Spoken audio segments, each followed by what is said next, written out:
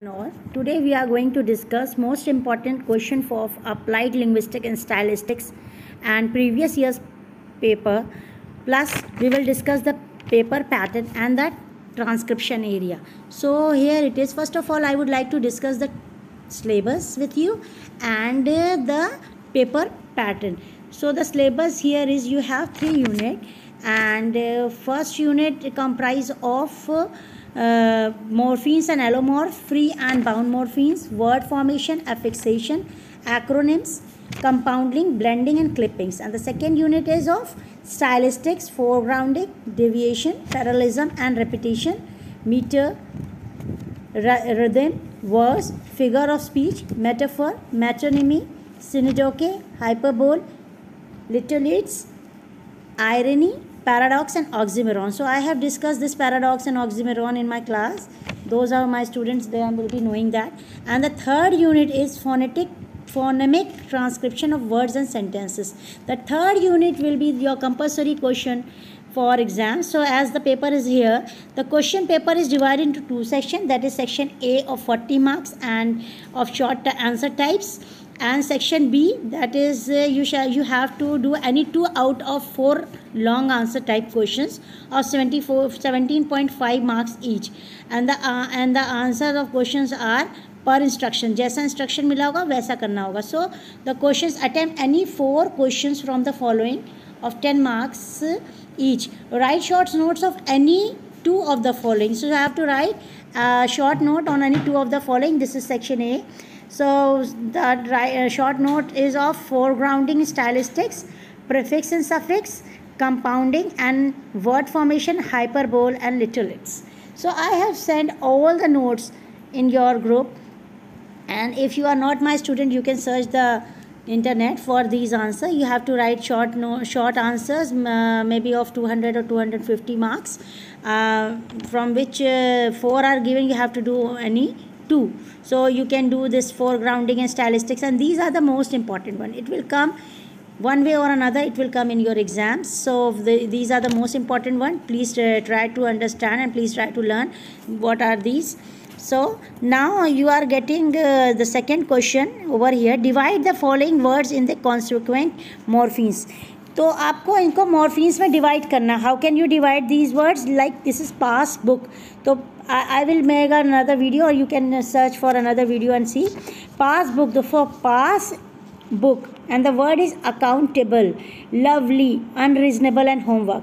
So if you will try to break this, इसको तोड़ना है तो कैसे होगा? Account एक रूड वर्ड है, टेबल अकाउंट एक रूट वर्ड है, एंड एबल एक वर्ड है जो सफिक्स है उसके आगे ऐड हुआ. लव जो है एक रूट वर्ड है, LY जो है उसके साथ ऐड हुआ, और लव जो है एब्स्ट्रैक्ट नाउन है, और LEY जो है आपका वो आपका सफिक्स है, और एक तरह से वो लवली बना दिया उसने, एक आपको एडजेक्टिव बना दिया उस वर्ड को.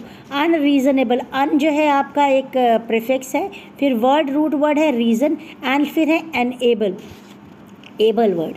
फिर होम और वर्क है, तो होम आपका नाउन हो गया, वर्ब आपका वर्क हो गया. फिर आपका identify the figure of speech in the given sentences. So you have to identify what figure of speech. I have taught you. Pen is mightier than the sword is what? Pen is mightier than the sword is metronymy. Metronymy मतलब जब हम छोटा नाम देते हैं किसी एक ऐसी चीज़ को, बड़ों के लिए मतलब नाम देते हैं हम उसको, वो रिप्रेजेंट भी करता है और हम नाम भी देते हैं, तो वो है metronymy. Then is her long hair was a flowing golden river. It is metaphor. When you are not comparing with the things, you are just treating it as the thing. The second is the comedian was seriously funny. So comedian was seriously funny क्या हो सकता है आपका? आपका paradox हो सकता है. फिर आपका ये है I know one thing that I know nothing. तो I know one thing paradox हो सकता है. फिर I am a citizen of no man's city, that literates, and these, and the phonetic transcription. Now you have to write the phonetic transcription of the following words. How it will be done, I will teach you. Academic word का phonetic transcription लिखना है. जैसे इसके symbol होते हैं, हर consonant और हर vowel का phonetic style जैसा सुना जाता है शब्द के हिसाब से सिंबल्स होते हैं, जो मैं आगे अभी आपको दिखा रही हूँ.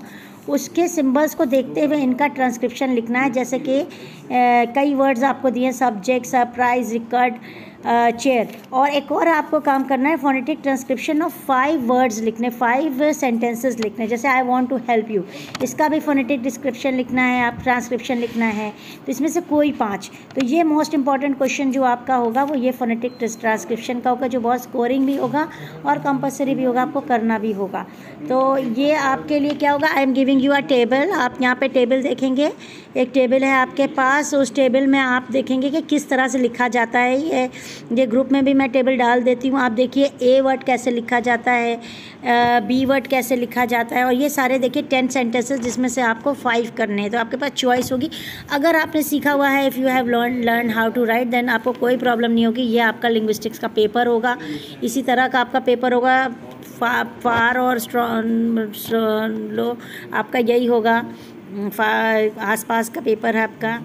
और देखिए मैंने फोनेटिक ट्रांसक्रिप्शन की भी आपको लिस्ट लगा दी है कि जैसे वर्ड कार है तो ए अल्फ़ाबेट जो है वो कार में कैसे प्रोनाउंस होता है, क्या फोनीम होती है, उसके अलग एक। तो आपके जो वॉवेल जो होंगे वो तो वॉवेल कह रही अल्फ़ाबेट्स तो 26 होते हैं, बट आपका जो ट्रांसक्रिप्शन होता है वो आपका होता है कम 44 होता है। तो अल्फ़ाबेट जो होंगे उनका वो आपके 26 होते हैं, पर उनके साउंड जो होते हैं वो 44 होते हैं। जैसे यहाँ पे देखिए पी इन पेन, पेन में पी कैसे प्रोनाउंस होता है और कैसे लिखा जाता है।